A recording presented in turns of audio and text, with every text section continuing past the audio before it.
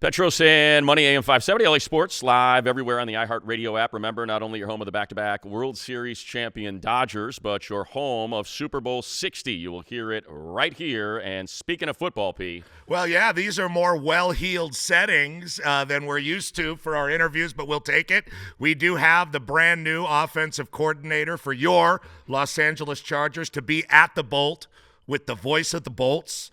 And the new Bolts OC, Mike McDaniel, fresh from Miami and looking quite clean, joining us on your Southern California Toyota dealer celebrity hotline after his big press conference and a little bit of a media whirlwind, and then headed back on vacation right when this is over. Coach, welcome, and thank you so much for doing it. Yeah, I'm very intimidated. You guys' voices are phenomenal. And Joe Shad doesn't talk like this? No, he does not. Nice reference. It's good. How has your day been? What's it been like? Give us a little idea of what the process has been like, kind of resetting and looking at your options and ending up here. Well, I think, part of the whole process, it's a whirlwind for sure. And you don't anticipate having all these options, and then you have some options you're afforded to by just whether it's good merit or whatever. But it forces you to find some conviction, and you don't really know your compass as to if you are in a position where you have a couple teams that are interested in you, that it really sets your focus on what's important to you.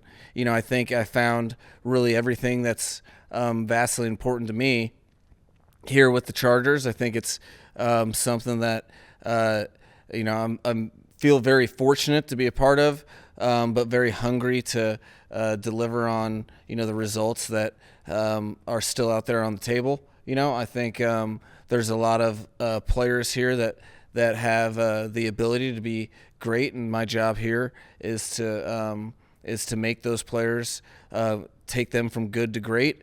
And from great to historic and all the things in between. So I'm fired up, but I'm very convicted in being here and being a part of this team and what we have in store for us moving forward. As someone who's kind of been in football as long as you have, kind of take us through sort of your perceptions of Coach Harbaugh, getting in a room with him as you decided to be part of this, and what it is that maybe the two of you have going that made this feel like the right fit. Well, I think first and foremost, he understood that this is really put. The most important thing was that we had some sort of marriage that was consensual. That he didn't try to sell me on something he wasn't. He was his authentic self, and that really speaks to me. I think some of the core values of football from a starting point we share, particularly from line of scrimmage play and how to win football games and take control down the stretch of the season. I've admired the things that he's done throughout his career.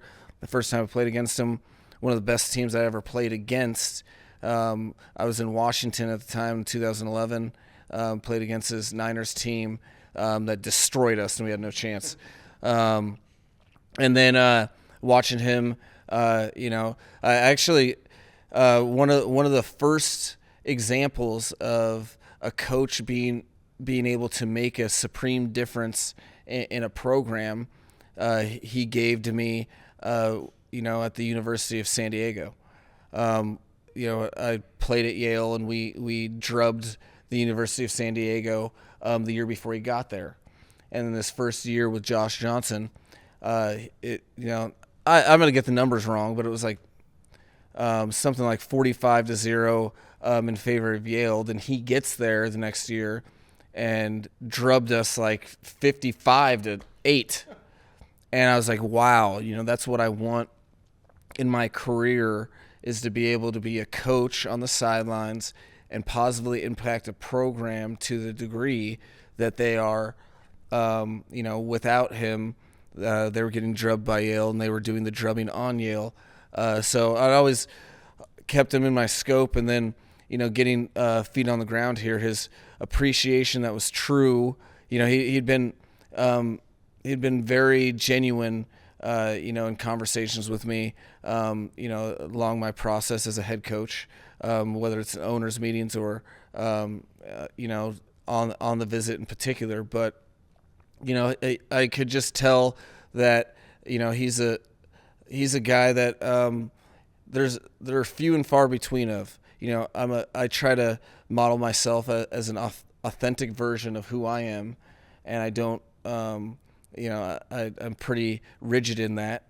And Jim Harbaugh, to me, ironically, from my perspective, I see him as a visionary of who I try to be, which is a man unique to his own, that cares about developing players and cares about winning and spends his time thinking about how he can connect people to have the best example of football on the field. So I thought it was a very natural fit from the onset, and the more that I've talked to him, it's just given me the same reasons of conviction why I'm so happy to be here today. Petros and Money Show. Mike McDaniel is our guest on AM 570 LA Sports, your home of Chargers information and the Dodgers. When they talk about, you're a well-respected offensive man in the highest level of football, and you have earned that over and over again in your career. When people say this is a modern offensive coordinator, what does that mean to you? Because you've always been a pretty balanced guy. People think that modern offense means throwing the ball every down, I guess, in some ways. No, I think it's trying to, continually reinvent what the football, the subtle details are to how you're doing offense that gives whatever manifestation of defense that's out there, gives them problems, while staying true to the fundamentals and techniques. That's the calling card of, really what I see offense is there's an illusion of complexity to a degree, and how to patternize all the different things that you can try to get your group of players to operate with supreme conviction, since they know the play and the defense doesn't, and trying to get guys to work in unison to attack how defenses are problem-solving defense at this particular time in football. So, I think I was so fortunate to be placed in the National Football League with who I was placed with, getting a job early with the Shanahans. We led the league in motions for probably the better half of a decade and a half, all the way back to Houston, and reduced splits, and just really doing things that you invent off of necessity or ways to keep a competitive advantage, not for invention's sake. So attacking the ways defenses are, it's changed in the last handful of years, and to stay ahead of it, you have to continue to change as well. That's something I've never hesitated to do. But it's the ebbs and flows of the National Football League, and every year the game changes to a degree a little bit. 2 years ago, we were talking about how the scoring was up across the league, and defensive coaches didn't know what they're doing, and now they know what they're doing again.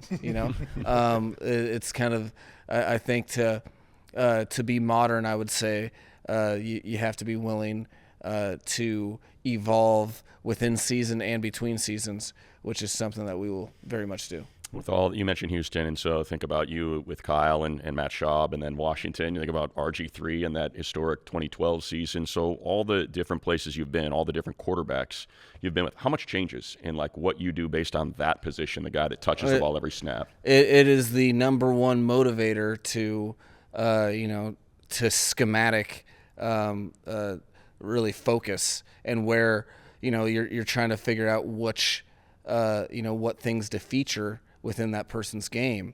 It's one of the reasons it's so excited to be here is I don't see a limit to the things that our quarterback is able to do, and so you really just try to create something where you can utilize all those skill sets without necessitating him to be at his most elite level of play at all times for us to do well. To me, I think I feel so fortunate that we were kind of bouncing around the National Football League. This will be my 8th different team. Within all those stops, you've had different problems to solve from the quarterback position, and I think that makes me a much better coach as I sit here today than if I were, just in one system, say with like Tom Brady, and just had Tom Brady doing it the whole time. So I think that you bring up the Washington days, and that was such an impactful point in all of our careers. I was the receiver coach. Sean McVay was the tight ends coach. Kyle was the OC, and Matt LaFleur was the quarterback coach. Geez, like Miami of Ohio. Yeah. The cradle of coaches. Oh, and within that, we jumped into zone read, which none of us on staff had ever had experience with. And typically people kind of like get clinicked. We didn't. We had to problem solve from, led by Kyle and his brashness and foresight. And we lived in the pistol, which people hadn't done. And, I think that was a very formative time for all of our careers where you stopped looking at the execution of, I don't look at taking a system and putting players in the same situations that other players were in. I look at more of how to take advantage of certain types of skill sets, and then the collective kind of brings you into a new trajectory of what your offense looks like. So to me, I would have it no other way. During it, you don't like to move all the time, and you don't feel like you have a solid ground within the National Football League as a coach. It makes it difficult, but it's also forces you to be your best self and continually evolve, which I plan on taking advantage of this year in 2026. Well, this is fascinating, and you've been so generous with your answers. Usually people are a little bit less detailed when it comes to football. Oh, I will talk my face off. No, we love it. I love it. But usually, this is complex for us because when a guy usually comes to L.A., a coach, or it's more fun with the young players, we warn them, about going Hollywood. But you're a man of great contradiction. Yes. You dress like you're going to the club, but you get up at 4 a.m. Yep. And and you have Absolutely. all of these. How do you see yourself in the city of Los Angeles? There's going to be a lot of shopping. I better be good. Yeah. Oh, you're going to be here. I better be good. I better be good to afford it. No, I think I like what the world has to offer. There's so many different.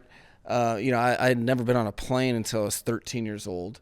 I was born and raised in a landlocked state of Colorado, and I think there's different things to take from all sorts of people in different environments.